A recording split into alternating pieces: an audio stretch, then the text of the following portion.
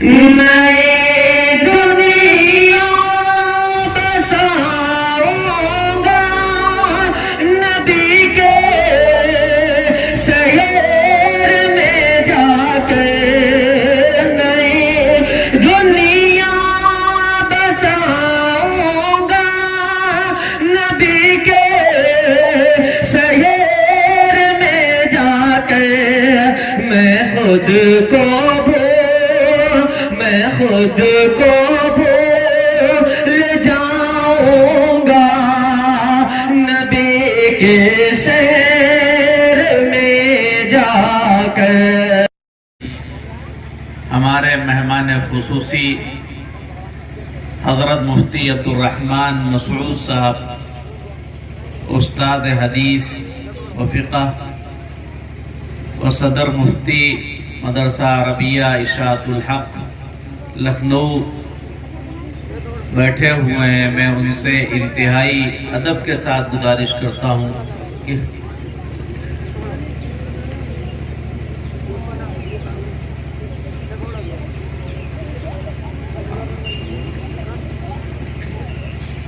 کہ اپنے نورانی اور عرفانی بیانات سے ہم سب کے قلوب کو منور اور مجلہ فرما۔ میں آپ لوگوں سے گزارش کرتا ہوں کہ آگے والی کرسیاں مکمل کریں، سامنے بیٹھے۔ حضرت نبی پاک صلی اللہ علیہ وسلم کی مجلس میں لوگ آ کر سامنے بیٹھتے تھے۔ سامنے بیٹھیے، بچوں کو پیچھے کریے، سامنے بیٹھیے تاکہ جو بات کہی جائے۔ الحمدللہ الحمدللہ وکفا وسلام علی عبادہ الذین اصطفی، اما بعد۔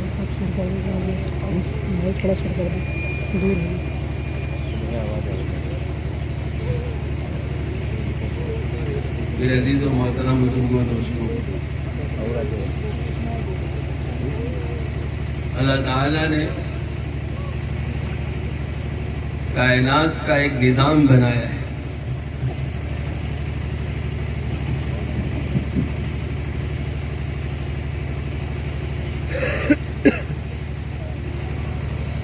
اور اس نظام کے تحت یہ دنیا قائم ہے، چل رہی ہے، آباد ہے۔ انسان دنیا میں آ رہا ہے اور جا رہا ہے۔ اللہ تعالیٰ نے اور جو نظام بنایا ہے، سورج نکل رہا ہے، ڈوب رہا ہے، چاند نکل رہا ہے، اسی طرح سے اللہ تعالیٰ کی جو مخلوقات ہیں، اللہ تعالیٰ نے جس چیز کو جس کام کے لیے بنایا ہے اور لگایا ہے، جو خالص اللہ تعالیٰ کے حکم کے ماتحت ہیں، وہ اسی اعتبار سے چل رہی ہیں، اس کے حکموں کے مطابق۔ لیکن اللہ تعالیٰ نے انسان کو پیدا فرمایا ہے،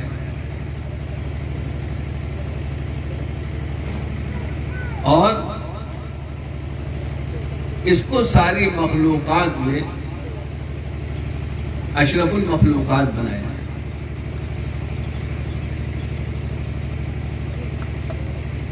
مخلوقات اللہ تعالیٰ کی دنیا میں بے انتہا ہے،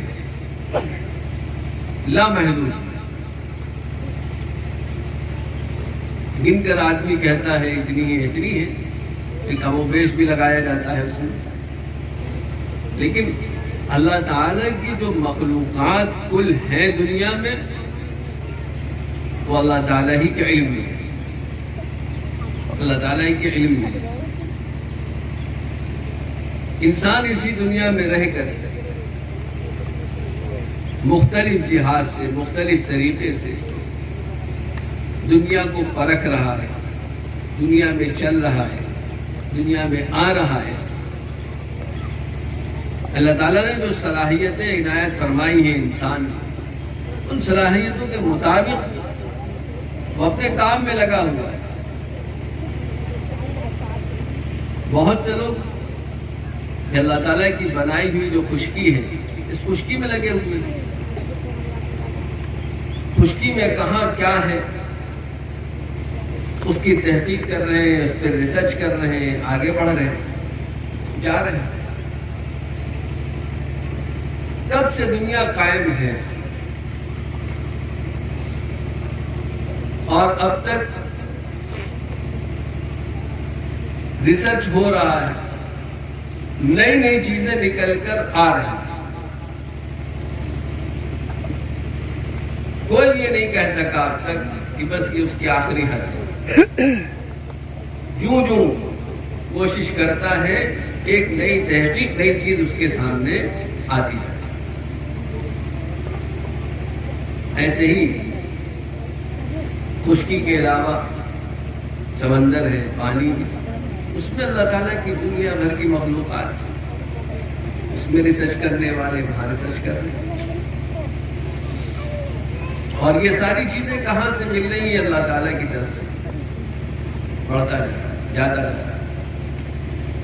تو اللہ تعالیٰ نے جو صلاحیت دی ہے اور اللہ تعالیٰ نے انسان بنایا ہے تو مختلف پہلو سے وہ محنت کر رہا ہے. لیکن اصل جو بات ہے انسان کو پیدا کرنے کی اس دنیا میں اور لانے کی، وہ اللہ تعالیٰ کی طرف سے دی گئی ہے انسان کو.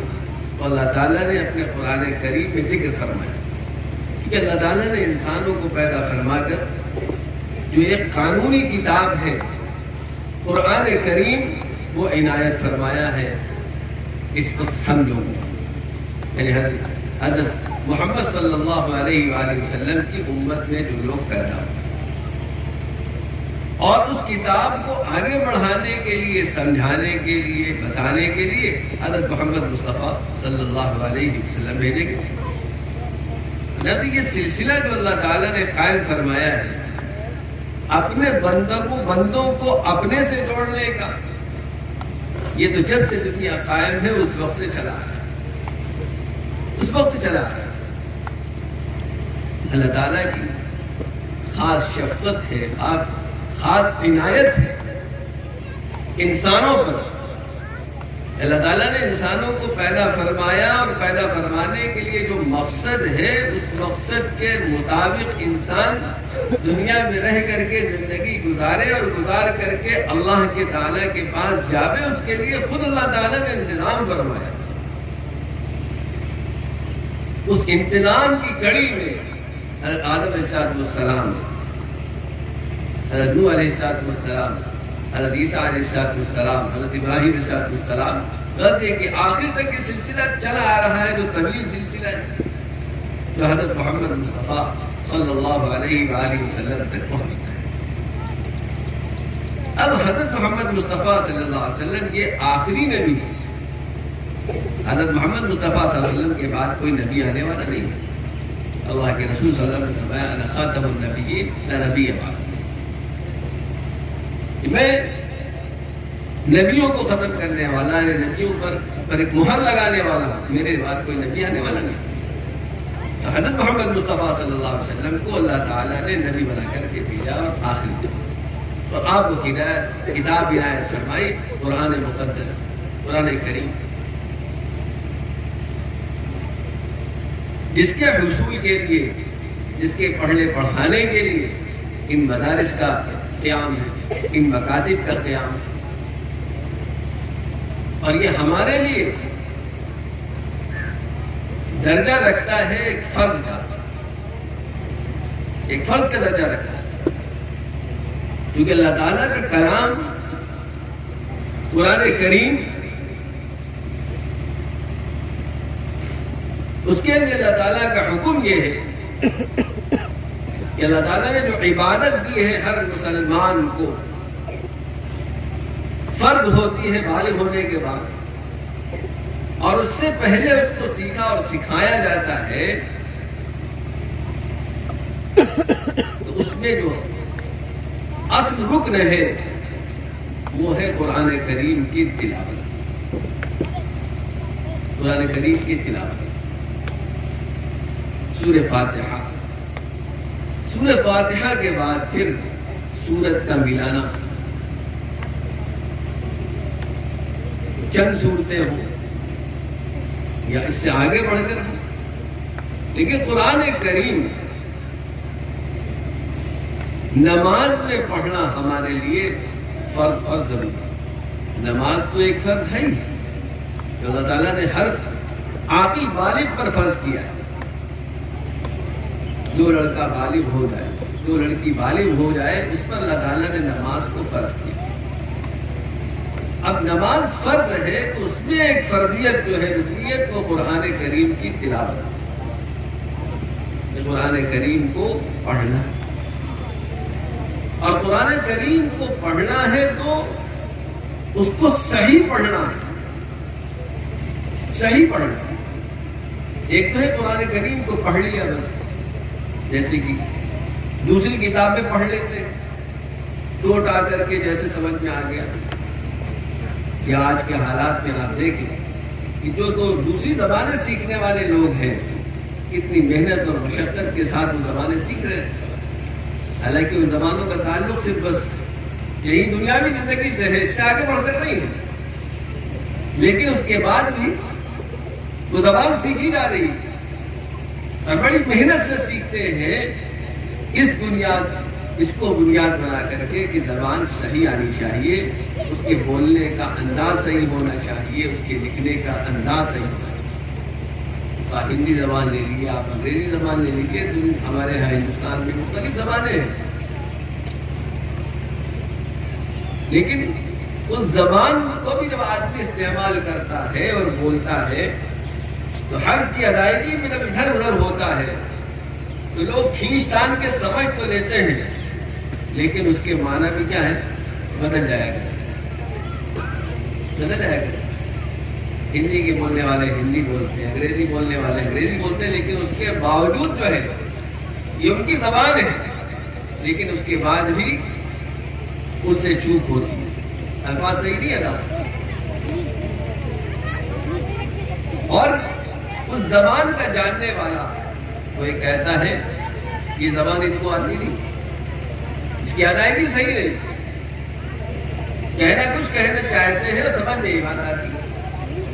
تو قرآن کریم اللہ تعالیٰ کا کلام ہے، اس کو اللہ تعالیٰ نے نازل فرمایا اور اس کو صحیح پڑھنے کا حکم فرمایا گیا۔ قرآن کریم کو صحیح پڑھنا تجوید کے ساتھ یہ فرض ہے، کہ قرآن کریم نے اس کو فرض قرار دیا کہ اگر حرف کی ادائیگی صحیح نہیں ہوگی تو معنی اور مفہوم بدل جائے گا، اور معنی اور مفہوم بدل جائے گا تو ہماری نماز نہیں ہوگی، نماز ہی نہیں ہوگی۔ اگر نماز کے درست ہونے کے لیے قرآن کریم کا درست ہونا اور صحیح ہونا ضروری ہے۔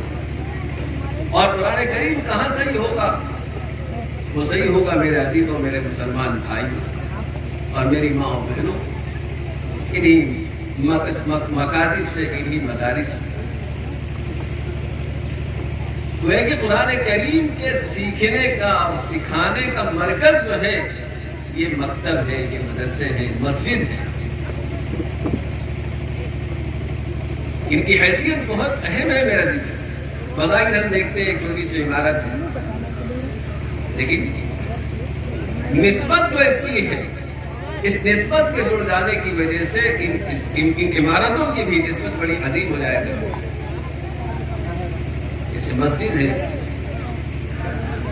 مسجد میں جو اینٹ لگتی ہے، گارا لگتا ہے، یہ اینٹ جب بنتی ہے بھٹے پر تو ایک عام اینٹ کی طرح سے، اس اینٹ کو آپ کہیں بھی لگا سکتے، اپنے مکان میں لگائیے، سڑک میں لگائیے، کہیں بھی لگا سکتے ہیں،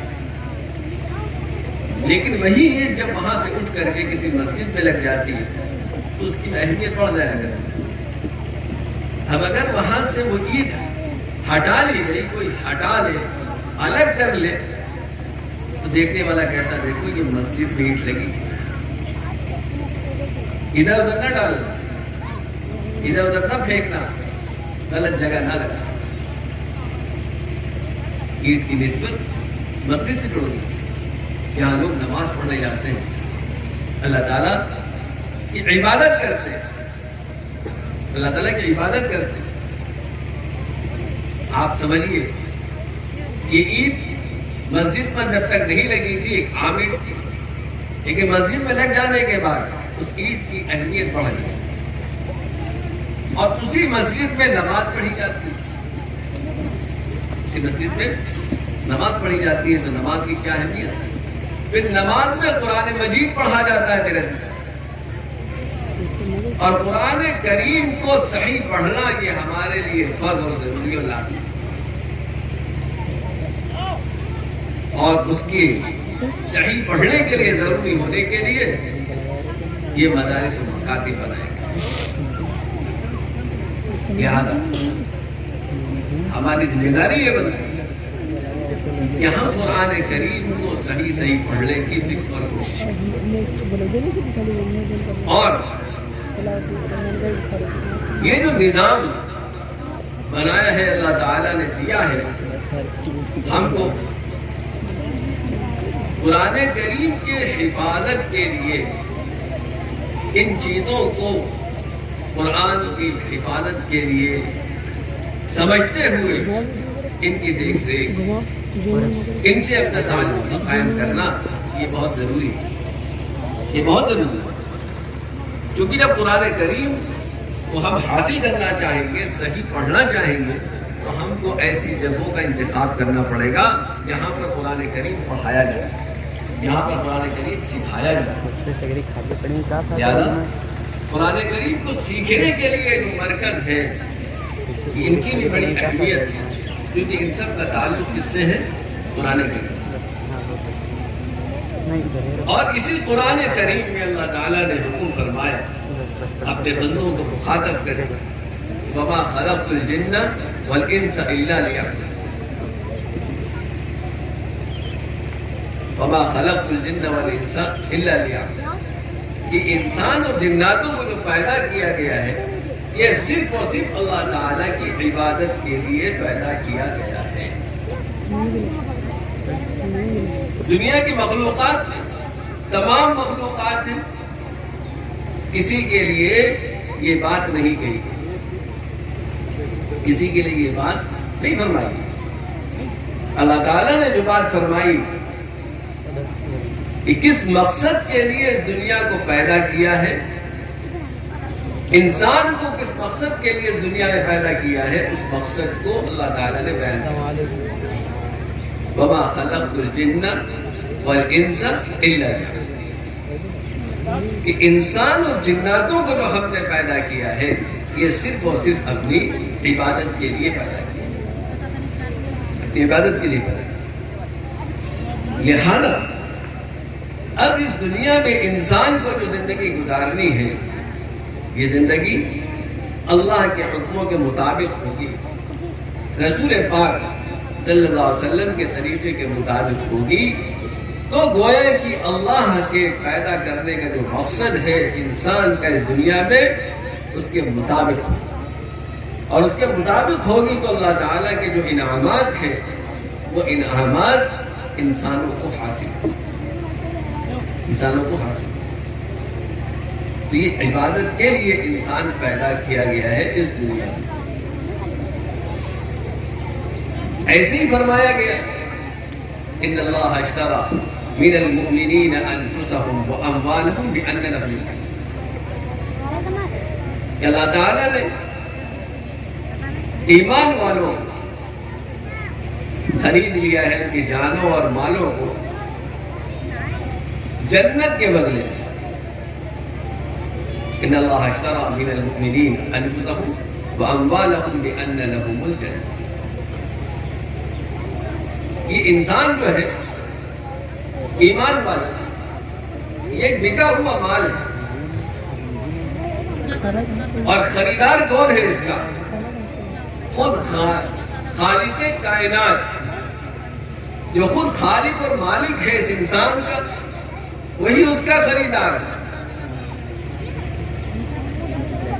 اور خریدا بھی کس انداز میں ہے، کیا قیمت لگائی ہے اس کی؟ وہ ہے جنت۔ ان اللہ اشتری من المؤمنین انفسهم واموالهم بان لهم الجنہ۔ جنت کے بدلے میں خریداری ہے انسان، ایمان والے انسان. کیا عظمت ہے میرے عزیزوں، میرے مسلمان بھائیوں، ایمان والے بھائیوں، میری ماں و بہنوں، کہ انسان کی کیا عظمت ہے.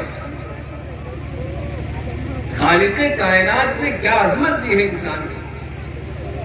ایک طرف فرمایا ہے کہ جناتوں اور انسانوں کو اپنی عبادت کے لیے پیدا کیا، اور دوسری طرف فرمایا ہے کہ یہ خریدے ہوئے ہیں جنت کے بدلے.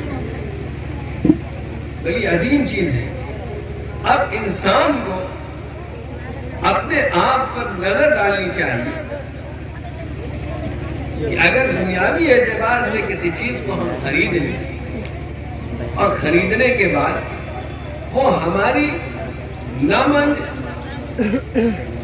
ہمارے کہنے پر نہ چلے، یہ تو دور کی بات ہے، چلیے خریدی کی چیز. کوئی ہمارا ماتحت ہے صرف، وہ ہماری اگر بات نہ مانے، کہا نہ مانے، تو پھر ہم اس کے ساتھ کیا معاملہ کریں؟ اس کے ساتھ حسن سلوک کا معاملہ نہیں ہوتا. اپنی سگی اولاد، اپنا سگا بیٹا جس پر ہم نے بڑی محنت کی، ہمارے ذریعے سے وہ وجود میں آیا، لیکن وہ اگر ہماری نافرمانی کرے، ہماری بات نہ مانے، ہمارے کہنے کے مطابق نہ چلے، تو ہم اس کے لیے کیا کرتے ہیں. یہاں تک کہ اس کو گھر سے باہر کر دیتے ہیں، اور گھر سے ہی نہیں باہر کرتے ہیں بلکہ لفظ استعمال کرتے ہیں کہ اس کو آپ کر دیتے ہیں کہ ہم سے اس کا کوئی تعلق نہیں ہے، ہمارے گھر سے اس کو کچھ ملنے والا نہیں ہے، نہ مال ملے گا، نہ جائیداد ملے گا، کچھ ملے گا نہیں. یہ کیا ہے؟ ایک انسان ہے اور ایک انسان کی مان نہیں رہا ہے، تب یہ حال ہے کہ ہر اعتبار سے اس کو اپنے گھر سے باہر کر دیا، کہیں کچھ نہیں ملنے والا ہے. یہ دنیاوی اعتبار سے ایک حکم ہے جو اس نے کیا ہے. اخروی اعتبار سے جو شرعی حکم ہے وہ الگ ہے میرے. دنیاوی اعتبار سے میں کہہ رہا ہوں کہ جب باپ اپنے بیٹے سے ناراض ہو جاتا ہے تو کہتا میں نے آنکھ کر دیا، دکھائی نہیں دینا، میرے جنازے میں شریک نہ ہونا، کندھا نہ دینا، کیا کیا سب کہتا ہے. لیکن یہ ایک دنیاوی اعتبار سے ہے.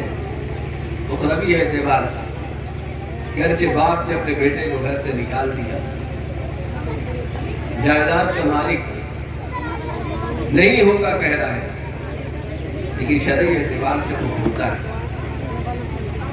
چاہے جتنے مرتبہ آپ اس کو آپ کر دیں، لیکن شرعی اعتبار سے جب آپ مریں گے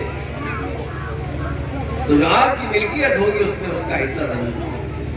میں آج یہ کر رہا تھا کہ دنیاوی اعتبار سے ایک انسان کا تعلق اس طرح سے ہے نافرمانی کا تو ایسا ہوتا ہے، لیکن خدا وحدہ لا شریک اللہ تعالیٰ جو ہمارا خالق اور مالک ہے، اس نے ہم کو پیدا فرمایا ہے، اور پیدا فرمانے کے بعد ہم سے جو تقاضا ہے اللہ تعالیٰ اس تقاضے کو پورا کرنے کے لیے اللہ تعالیٰ فرماتا ہے. اگر اس کے تقاضے کو ہم نہ پورا کریں گے، اس کی عبادات نہ کریں گے، اس کے رسول اور ہم سب کے رسول حضرت محمد مصطفیٰ صلی اللہ علیہ وسلم کے طریقے پر نہ چلیں گے، تو میرے عزیزوں آپ سوچیں کہ کتنا اہم معاملہ ہمارے لیے ہو جائے گا. اس نافرمانی کا نتیجہ کیا ہو سکتا ہے؟ اس نافرمانی کا نتیجہ کیا ہو سکتا ہے؟ اس دنیا میں دو انسان ہیں، ایک باپ اور بیٹا ہے. جب وہ بیٹے کی نافرمانی پر اپنے گھر سے نکالے دے رہا ہے، اسے کوئی حیثیت نہیں ہے، یہاں صرف باپ اور بیٹے کا تعلق ہے، بس یہ بھی گھر اللہ تعالیٰ نے اس کو دے رکھا ہے تو مالک بنا ہوا ہے. تب وہ اپنے بیٹے کو اپنے گھر سے الگ کرنا ہے، باہر کرنا ہے، لیکن وہ خدا وحدہ لا شریک جو اس کا بھی مالک ہے اور اس کے بیٹے کا بھی مالک ہے، اس کی کل جائیداد کا بھی مالک ہے، جو حقیقت میں وہ جن چیزوں کا تقاضا کر رہا ہے، مطالبہ کر رہا ہے، اگر ہم نے اس باپ نے، اس بیٹے نے اس کی نافرمانی کی ہے تو میرے عزیزوں پھر کیا ہو؟ یہ سوچنے کی غور کرنے کی زیادہ ضرورت اس بات کی ہے کہ اپنے رشتے کو اللہ تعالیٰ سے مضبوط کیا ہے. حضرت محمد مصطفیٰ صلی اللہ علیہ وآلہ وسلم سے اپنے رشتے کو مضبوط کیا ہے. اور رشتہ مضبوط اسی وقت ہوگا جو اللہ کے احکامات ہیں ان کے مطابق اپنی زندگی گزارے. صبح سے لے کر کے شام تک کی زندگی اللہ کے حکموں کے مطابق ہوگی تو کامیابی ملے گی. رسول اللہ صلی اللہ علیہ وسلم کے طریقے کے مطابق ہوگی تو کامیابی ملے گی. اور میرے عزیزوں، یاد رکھنے کی بات، اور میرے بہنوں، یہ جو مجلسیں منعقد ہوتی ہیں، یہاں ہم جو شریک ہوتے ہیں، ان کا مقصد صرف یہ نہیں ہے کہ کسی گھرانے کا بچہ مدرسے میں پڑھتا ہے، جلسہ ہے، مدرسے میں گئے اور پڑھ گئے. اللہ تعالیٰ نے اس گھرانے کے بچے کو قرآن کریم کی دولت سے نواز دیا ہے، اس نے علم مکمل کر دیا ہے، مدرسے سے تعلق ہے، بس اس لیے آگے نہیں. مقصد ان مجالس کا ہے یہ کہ جو بات سنی اور سنائی جائے تو اس پر انشاءاللہ عمل بھی کرنا ہے، عمل بھی کرنا ہے. جیسے کہ بھی ذکر کیا ہمارے برادر محترم نادی میں جلسہ صاحب، اسی کیوں آ کر نہ بیٹھا جائے بلکہ یہ ذہن بنا کر بیٹھا جائے، اسکیت سے بیٹھا جائے کہ جو باتیں انشاءاللہ ہمارے کانوں میں آئیں گی صرف کانوں تک نہیں رہیں گی بلکہ ان باتوں کو ہم کانوں سے اتار کر اپنے دل میں اتاریں گے انشاءاللہ. ہم لوگ جن حضرات کے نام لیوا ہیں، جن سے نسبت ہم لوگوں کی جڑی ہوئی ہے، جن سے دین ہم کو ملا ہے، جن سے اسلام ہم کو ملا ہے، جن سے ایمان ہم کو ملا ہے، میرے عزیزوں، میری ماں بہنوں، بڑی عظیم شخصیات ہیں. ان کا نام جو چلا آ رہا ہے اب تک، نام باقی ہے، ہم لیتے ہیں، اور دین جو ہم تک پہنچ رہا ہے یہ سب انہی کے واسطے سے پہنچ رہا ہے.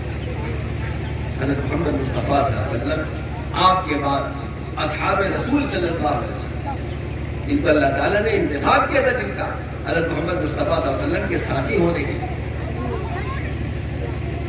اللہ تعالیٰ نے حضرت محمد مصطفیٰ صلی اللہ علیہ وسلم کو دنیا میں بھیجا، اور اسی طرح پھر آپ کے اصحاب کا بھی انتخاب کیا ہے آپ کے لیے. اور پھر جو دین، جو شریعت اللہ تعالیٰ نے حضرت صحابہ کو سکھائی تھی وہ واسطہ در واسطہ ہم تک پہنچی ہے میرے. اور حضرات صحابہ رضی اللہ تعالیٰ عنہ اجمعین کی جو صفت تھی، بہت سی صفات ان میں اللہ کے رسول صلی اللہ علیہ وسلم کے اصحاب کی صفت تھی سمعنا و اطعنا. سمعنا و اطعنا، ہم نے سنا اور ہم پورے طور پر اس کو مانیں گے، اپنی زندگیوں میں لائیں. اور یہ چیز حضرات صحابہ رضی اللہ تعالیٰ عنہ اجمعین نے کر کے دکھائی میرے دل میں رکھا. اللہ تعالیٰ نے حضرت محمد مصطفیٰ صلی اللہ علیہ وسلم کے واسطے سے جو شریعت دی، حضرت صحابہ جو اسلام دیا، زندگی گزارنے کا جو دور و طریق دیا ہے، وہ حضرت صحابہ رضی اللہ تعالیٰ عنہ اجمعین نے اپنی زندگیوں میں اتارا ہے میرے لیے، اس پر چل کر دیا ہے. تبھی اللہ تعالیٰ نے ان کو چمکایا ہے دنیا میں، چمکایا ہے دنیا میں، اور ایسا روشن فرمایا ہے کہ آج تک الحمدللہ ہم حضرات صحابہ رضی اللہ تعالیٰ عنہ اجمعین کو یاد کرتے ہیں، ان کا ذکر خیر کرتے ہیں، کیونکہ وہ ایک مضبوط گڑی ہے ہمارے. اور یہ سب کس کے بنیاد پر ہوا؟ اللہ تعالیٰ نے جو قرآن کریم میں آیت فرمایا تھا، اللہ تعالیٰ نے حضرت محمد مصطفیٰ صلی اللہ علیہ وسلم کے ذریعے سے جو سمجھایا تھا اس کو ان حضرات نے اپنے اندر اتار لیا تھا. سمجھنا واتانا کی کیفیت جو ان کے اندر تھی بالکل اپنے اندر اس کو بالکل رچا اور بسا لیا. کیونکہ قرآن کریم کے بارے میں اللہ تعالیٰ فرماتا ہے نا، قرآن کریم یہ ایک روح ہے، ایک حیات زندگی ہے. کذالک اوحینا الیک روحا من امرنا، یہ ایک حیات زندگی ہے جس نے قرآن کریم سے اپنا تعلق جوڑ لیا، اپنا تعلق مضبوط کر لیا، اپنے آپ کو قرآن کے مطابق چلا دیا، چل پڑے، تو اللہ تعالیٰ اس کے اندر ایک روح اور حیات پیدا کرتا ہے، ایک زندگی پیدا کرتا ہے. ظاہری طور پر جو زندگی ہم انسانوں کے اعتبار سے دیکھتے ہیں اور چلتے ہیں کہ جب تک ہمارے اندر سانسیں ہیں ہم زندہ شمار ہیں. ہر ایک ہماری بات مانتا ہے، ہماری سنتا ہے، ہمارے کہنے کے مطابق چلتا ہے، آج کی زبان میں ہمارا سمان کرتا ہے. لیکن جب ہمارے اندر سے یہ روح نکل جاتی ہے، یہ حیات زندگی نکل جاتی ہے، تو پھر ہمارے کوئی سنتا نہیں ہے، ہماری کوئی سنتا نہیں ہے. بلکہ کوشش اس بات کی ہوتی ہے کہ کتنے جلدی ان کو یہاں سے اٹھا کر کے دوسری جگہ منتقل کر دیا جائے. جب تک ہمارے اندر روح ہوتی ہے، زندگی ہوتی ہے، جب تک ہماری بڑی مان ہوتی ہے، ہمارا بڑا سمان ہوتا ہے. لیکن جیسے ہی یہ بدن سے نکلی تو فوراً کیا ہے، ہمارا نام ہی بدل جائے گا. اب تک ہم ایک انسان سمجھے جا رہے ہیں، اب تک ایک ہمارا نام تھا، لیکن جیسے ہی روح نکلی اب ہم کو مٹی کہا جانے لگتا ہے. کیا کہا جانے لگتا ہے؟ مٹی کہا جانے لگتا ہے. اب آپ سمجھ لیں اور ہم بھی سمجھ لیں کہ ہماری حیثیت ہے کیا، ہم سب کی حیثیت ہے کیا. انسان ہے، چاہے مرد ہو چاہے عورت ہو، کوئی جو کیا حیثیت ہے، ایک مٹی کی. جس کی حیثیت مٹی کی ہو تو وہ کیا اپنے آپ کو بڑا سمجھے، اپنے آپ کے لیے 30 مارکا سمجھے؟ نہیں، مٹی کہنا. اور مٹی کہنے کے بعد پھر اس کو جلد سے جلد مٹی میں ملانے کی کوشش بھی کی جاتی ہے کہ نہیں؟ کہنے مٹی ہو گئی، مٹی ملاؤ، جلدی گھر سے ہٹاؤ، باہر کرو. نہ پتہ نہیں گھر میں کیا کیا ہوگا، داخل پھیلے گا، گندگی پھیلے گی، بدبو پھیلے گی، گھر سے باہر کرو. لیکن اللہ تعالیٰ کا بھی ایک نظام ہے. اللہ تعالیٰ نے انسان کے اندر جو اس کی ایک زندگی، ایسی روح، ایسی حیات جس کے ذریعے سے انسان کی ظاہری طور پر تو انسان دنیا سے چلا گیا، لیکن اس کی جو روحانیت ہے، اس کی جو حیات زندگی باقی رہتی ہے، جس کے نتیجے میں اس کا نام دیر تک رہتا ہے، وہ کیا ہے؟ یہ ہے قرآن کریم. کے ذریعے سے اللہ تعالیٰ نے جو احکامات دیے ہیں اپنے بندوں کو، وہ کہ اگر اس زندگی میں ہم قرآن کے مطابق چلے ہیں، حضرت محمد مصطفیٰ صلی اللہ علیہ وسلم کے بتائے ہوئے طریقے کے مطابق چلے ہیں، تو اسی زندگی میں کیا ہے؟ ایک بڑھاوا آتا ہے، اس میں ایک روحانیت پیدا ہو جاتی ہے، قوت پیدا ہو جاتی ہے جو دور تک ہم کو لے کر کے جاتی ہے. اللہ نے فرمایا کہ انسانوں کو پیدا کیا گیا ہے صرف اور صرف عبادت کے لیے، اور دوسری طرف فرمایا گیا کہ انسان ایمان والوں کو خرید لیا گیا ہے جنت کے بدلے میں. اور جنت کب ملنے والی ہے؟ جب ہماری آنکھ بند ہو جائے گی، یہ زندگی جب ختم ہو جائے گی، ہماری اس زندگی کے ختم ہونے کے بعد دوسری زندگی شروع ہوگی، اور اس زندگی کے بعد پھر جو زندگی آنے والی ہے، یہ زندگی بڑی دور تک جانے والی ہے. بیچ میں مرحلے ہیں، لیکن مرحلوں کے بعد جو آخری مرحلہ ہے وہ جنت ہے. جنت آخری منزل ہے ہماری. اور ملے گی کب؟ یہ اسی وقت ملے گی جب ہم اللہ تعالیٰ کے حکموں کے مطابق چل رہے ہوں گے، رسول پاک صلی اللہ علیہ وسلم کے طریقے کے مطابق چل رہے ہوں گے۔ یہاں بھی آپ اگر کسی سے کوئی معاملہ کرتے ہیں، اس معاملے کے نتیجے میں اگر وہ اسی طور پر چلے جو آپ اگریمنٹ آپ نے کر رکھا ہے، جو لکھا پڑھی آپ کی ہوئی ہے، تب تو وہ چیز آپ کو ملتی ہے، ورنہ وہ چیز آپ کو نہیں ملتی۔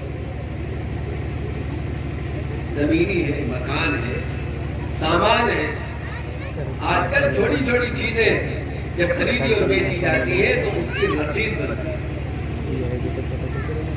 اور پھر اس میں کیا شرائط ہے وہ ساری چیزیں لکھی جاتی ہیں۔ اگر آپ نے شرائط پوری کی ہے تو وہ چیز آپ کو ملے گی، اور اگر شرائط نہیں پوری کر رہے ہیں تو لکھا پڑھی کے باوجود وہ چیز واپس ہو جائے گا۔ یہ دنیاوی معاملہ ہے۔ یہاں اللہ تعالیٰ کے یہاں کا جو معاملہ ہے وہ تو بہت پختہ ہے، لیکن اللہ تعالیٰ کے یہ طرف سے جو رسید ملی ہوئی ہے اس رسید کے مطابق ہم اپنے آپ کو لے کے چلیں گے، تبھی جو ہے وہ انعام ملے گا۔ اور اس انعام کو حاصل کرنے کے لیے ہم کو یہاں پر ایمان والی زندگی گزارنی پڑے گی، تقوی والی زندگی گزارنی پڑے گی، آپس میں بھائی چارگی والی زندگی گزارنی پڑے گی۔ ہم کو یہ دیکھنا پڑے گا کہ ہمارے آپس میں جو تعلقات ہیں، ہمارے والدین میں، ہمارے اولاد میں، ہمارے پڑوسیوں کے یہ کیسے ہیں۔ ہم کو یہاں پر اپنے والدین سے بھی معاملات درست رکھ کے چلنا پڑے گا، اپنے بھائیوں سے بھی، اپنی بہنوں سے بھی، اور اپنے متعلق اور اپنے رشتے داروں سے، ماں باپ کا بڑا حق ہے۔ وقال ربك لا تعبدوا الا اياه وبالوالدين احسانا فرمایا، ماں باپ کا جو حق دیا گیا ہے اس کو ادا کرنا ضروری ہے تمہارے لیے۔ وقال ربك لا تعبدوا الا اياه، اللہ تعالیٰ کا جو حق ہے وہ عبادت ہے اللہ تعالیٰ کی، اللہ تعالیٰ کی عبادت کے بعد جس کا حق بیان کیا گیا ہے وہ والدین کا، وبالوالدین احسانا۔ اور یہاں پر ایک بات اور احسان کی بات ہے، والدین کے ساتھ احسان کرو۔ حق اور احسان ان دو چیزوں میں فرق ہے۔ حق تو یہ ہے کہ جو ہے حق جتنا ہے اتنا دینا، اور احسان کی بات یہ ہے کہ حق سے بڑھ کر کے والدین کے ساتھ کیا۔ والد ہمارے ہیں، والدہ ہماری ہے، ان کی جو ضروریات ہیں بیٹے پر لازم ہے ان کی ضروریات کو پورا کریں، وہ ضروریات کو ادا کریں، جو ضروری چیزیں ہیں اس کی، یہ ہو گیا حق۔ لیکن حق سے ان ضروریات سے بڑھ کر کچھ اور ان کو دے دینا، ان کے لیے کر دینا، ان کی خدمت کر دینا، الگ سے کچھ اور دے دلا دینا، یہ والد صاحب آپ کا، یہ والدہ آپ کا، یہ کہلاتا ہے احسان۔ حق سے بڑھ کر یہ احسان کہلاتا ہے۔ وبالوالدین احسانا اما یبلغن عندک الکبر احدهما او کلاهما فلا تقل لهما، فرمایا کہ دیکھنا والدین جب والدین بڑھاپے دونوں کو پہنچ جائے، دونوں ہی دونوں ہوں یا ان میں سے کوئی ایک، فلا تقل لهما، تو پھر اف بھی نہ کہو ان کے کسی بات کے کہنے۔ اب آپ کہیں گے کہ ہاں بڑا بوڑھے والدین کہا گیا ہے، اس کا مطلب یہ ہے کہ اگر نوجوان بیٹا ہو، اس کے ابھی والدین نوجوان ہو تو پھر نافرمانی میں کوئی حرج نہیں ہے۔ بات تو اصل یہ والدین والدین ہیں، لیکن جب تک ان کے اندر طاقت اور قوت ہوتی ہے نوجوانوں جیسی، جب تک ان کی جو صلاحیتیں ہیں سننے کی، بولنے کی، سوچنے کی، یہ بھی جوان ہوا کرتی،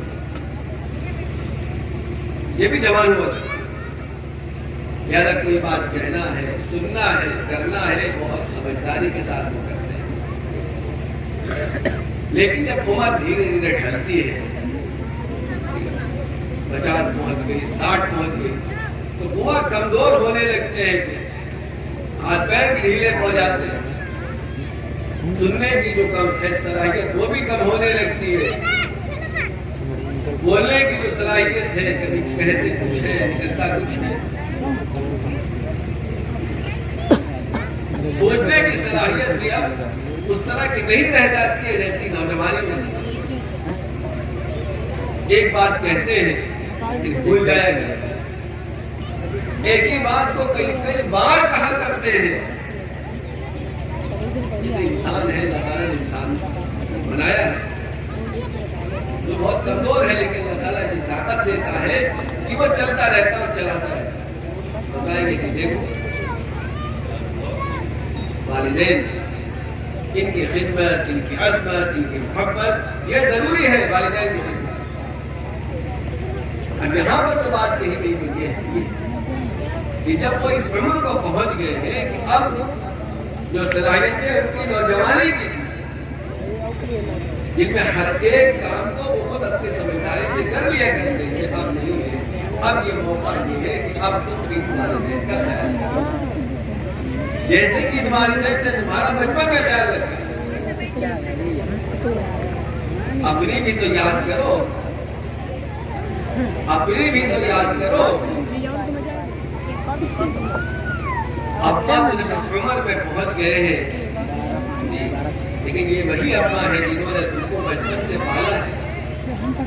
جب تم 1 دن کے تھے، تم 2 دن کے تھے، تم 4 دن کے تھے، تم 10 دن کے تھے، تم ہفتے بھر کے تھے، تم مہینے بھر کے تھے، تمہاری کیا حالت تھی؟ تمہارے وجود کو خطرہ رہتا تھا، لیکن اللہ تعالیٰ نے صحت عطا فرمائی، تم کو قوت عطا فرمائی۔ اب تم اس لائق ہو گئے کہ اپنے باپ کے سامنے کھڑے ہو۔ یہ وہ باپ جسے بچپن میں تمہاری کفالت کی ہے، گودی میں اٹھائے اٹھائے پھرائے تم۔ یہ تمہاری ماں جس نے تمہاری بچپن میں دیکھ ریکھ کی ہے، اپنے سکھ کو تمہارے لیے قربان کر دیا، اپنے آرام کو، اپنی راحت کو قربان کر دیا تمہارے لیے۔ یہ تمہارے ماں اور باپ اب یاد کرنے کہ اس زندگی کو اب یاد کرو، اس وقت کو اب یاد کرو۔ وہ بچپن کا زمانہ جس میں تمہارے ماں باپ نے تمہاری دیکھ ریکھ کی تھی، اپنا راحت و سکون جو ہے وہ قربان کر کے تمہاری اچھی پرورش کی تھی۔ تم بھی رات میں اٹھ کر کے روتے تھے، دھوتے تھے، سب کرتے تھے، لیکن ماں باپ اس کو قبول کرتے۔ تم کیا کہتے تھے اور والدین سن کر کے ہنس کے اور مسکرا کے ٹال دیا کرتے۔ 9 سال ہو گئے، 10 سال، 2 مہینے کا، 10 مہینے بولنا شروع کیا ہے، اور بولنے میں کیا کیا کہہ رہے ہیں اور کس چیز کا مطالبہ ہو رہا ہے اور کس وقت مطالبہ ہو رہا ہے یہ بھی نہیں پتا تم کو۔ اس وقت تو ماں باپ نے ہنس کے ٹال دیا، بہلا دیا۔ 12 بجے رات میں آئس کریم چاہیے۔ ماں باپ یقیناً ان کا دل ایسا ہوتا ہے کہ بچے کی ہر آرزو، ہر ضرورت کو ہر وقت پورا کرنے کی کوشش کرے۔ اس وقت کیا مطالبہ ہے وہ سوچتا ہے میں پوری کروں، کیونکہ اللہ تعالیٰ نے ماں باپ کے دل میں محبت ڈالی ہے بچے، لہذا ایک اچھی تربیت کرنے کی کوشش کریں۔ تو بچپن میں ماں باپ نے اس طرح سے پالا، تمہاری ہاں سنی، تمہارا رونا سنا، تمہارا کہنا سننا سنا، ایک ایک بات کو 10 مرتبہ کہہ رہے ہو وہ بھی سنا۔ ابا یہ کیا ہے؟ پھر بتایا ابا نے۔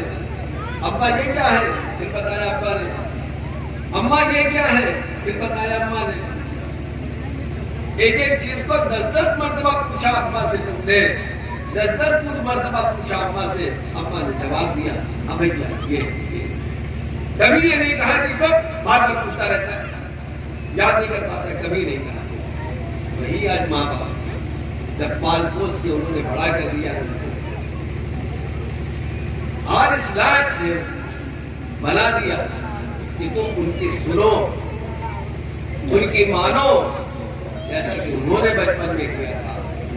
اب ذرا ذرا سی چیز میں بکھرے جا رہے ہو، اسی کو کہا گیا فَلَا تَقُلْ لَهُمَا أُفٍّ إِمَّا يَبْلُغَنَّ عِندَكَ الْكِبَرَ أَحَدُهُمَا أَوْ كِلَاهُمَا، دونوں کے دونوں ہے یا کوئی ایک ہے، فَلَا تَقُلْ لَهُمَا، کہ دیکھو منہ بھی نہ کہو،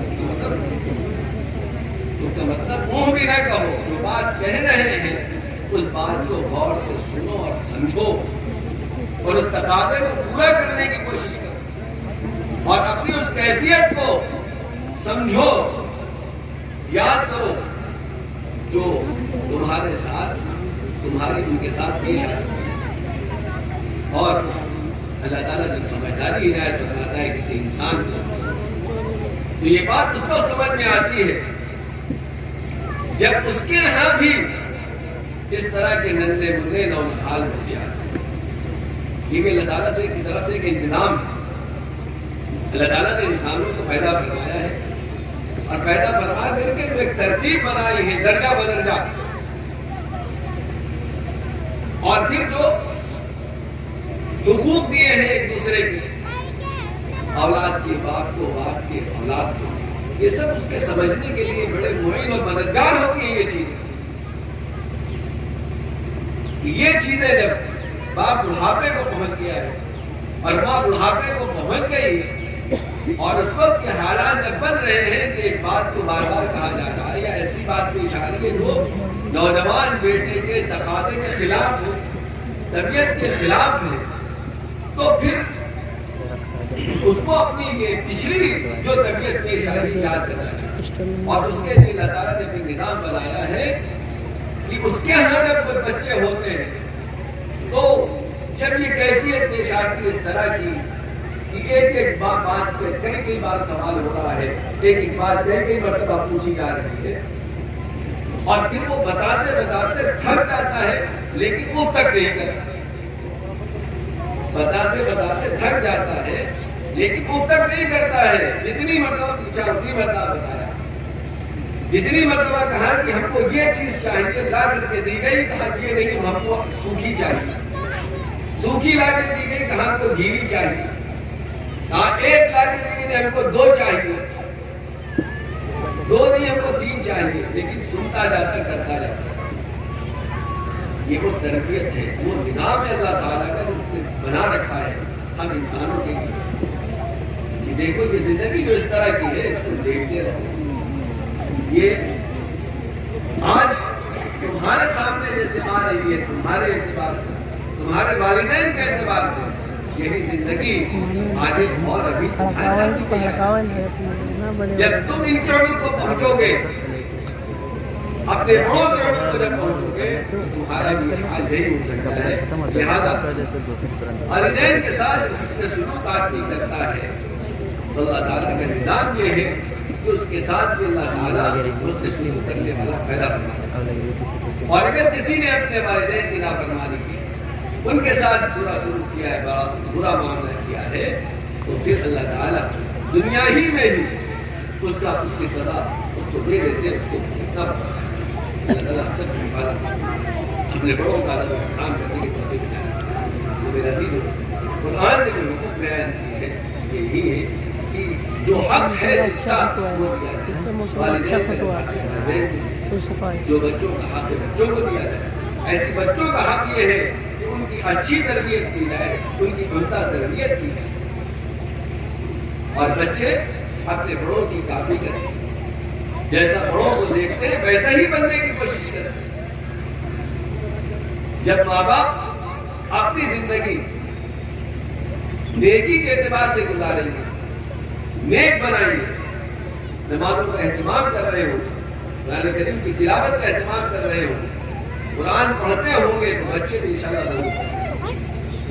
اپنے گھر کا ماحول جب دینی بنائیں گے، اپنے گھر میں رہتے ہوئے اپنے والدین کی فرما برداری کریں گے، تو بچے جب دیکھیں گے تو وہ آپ کی بھی کریں گے اور اپنے بڑوں کی بھی کریں گے. اس لیے بتایا جاتا ہے کہ بچوں کو بتایا جائے کہ دیکھیے ہمارے یہ بڑے ہیں، یہ تمہارے دادا ہیں، تمہارے نانا ہیں، دادی ہیں، کیا نا ان کے ساتھ میں ادب و احترام سے پیش آؤ، ان کی خدمت کرو. کیوں؟ حضرت محمد مصطفیٰ صلی اللہ علیہ وسلم نے فرمایا دیکھو جس نے ہمارے بڑوں کی تعظیم نہیں کی، عزت نہیں کی، اکرام نہیں کیا، ان کی خدمت نہیں کی، اور جتنے وہ ہم میں سے نہیں، اس کا ہم سے کوئی تعلق نہیں ہے. یا اگر بڑوں کی خدمت کرو گے تو اللہ کے محبوب بن جاؤ گے. حضرت محمد مصطفیٰ صلی اللہ علیہ وسلم کے محبوب بن جاؤ گے. ایسے ہی چھوٹوں پر شفقت کرنا سکھایا ہے کہ تمہارے چھوٹے بھائی ان کے ساتھ شفقت کرو، مہربانی سے پیش آؤ. کوئی چیز لانے کے بعد جب بچے کو دی تو اس کو دینے کے بعد اس سے کہا جائے کہ اپنے بھائیوں میں اس کو تقسیم کرو، اس کو دو دلاؤ، اکیلے نہ کھا جاؤ، ایک دوسرے کے ساتھ مل کر شفقت کے ساتھ پیش آؤ. کیونکہ حضرت محمد مصطفیٰ صلی اللہ علیہ وسلم نے فرمایا کہ چھوٹوں پر شفقت کرو، بڑوں کا ادب احترام عزت خدمت کرو اور چھوٹوں پر شفقت کرو. اس طرح سے ہم اپنی تربیت کریں گے، اپنے بچوں کی تربیت کریں گے تو انشاءاللہ ہمارے گھروں کا ماحول ایک اچھا ماحول بن جائے گا. اور جب اچھا ماحول بن جائے گا تو ایک دوسرے کے ساتھ محبت کے ساتھ رہنا ہم سب کا آسان ہے.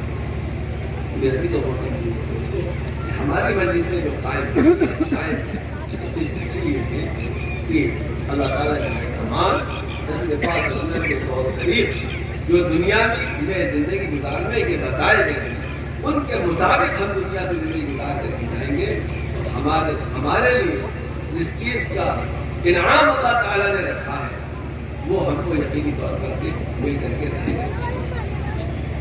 تو یہ یہاں پر ہماری حاضری ہوئی ہے، اللہ تعالیٰ ہم سب کی حاضری قبول فرمائے. جو باتیں کہی گئی ہیں ان کو ہم سب کو